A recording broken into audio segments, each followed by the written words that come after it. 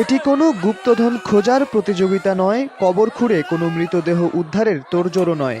মাটির নিচে ৩০ মিনিট চাপা পড়া এক শ্রমিককে জীবিত তোলার চেষ্টা। জীবিকার তাগিদে জীবন বাজি রেখে কাজ করতে গিয়ে অনেকটা মৃত্যুর কূপ থেকে ফিরে আসলেন রুবেল শেখ নামের এক যুবক। ঘটনাটি অবাক করবে যে কাউকে। চলছে ৪ তলা ভবন নির্মাণের কাজ। ভবনের বেইজের ১১ ফিট গভীরে হাউস খুঁড়তে যায় রুবেল। এক পর্যায়ে উপর থেকে মাটি ভেঙে পড়লে চাপা পড়েন তিনি। পাশে কাজ করা শ্রমিকরা চিৎকার দিয়ে মানুষ জড়ো করে। দ্রুত শুরু হয় উদ্ধার কাজ।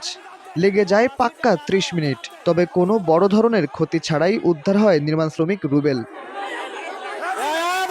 আলোড়ন সৃষ্টি করা এই ঘটনাটি ফরিদপুরের আলফাডাঙ্গা পৌর এলাকার শ্রীরামপুর গ্রামের। দৈনিক ডেস্টিনি ডেস্ক রিপোর্ট।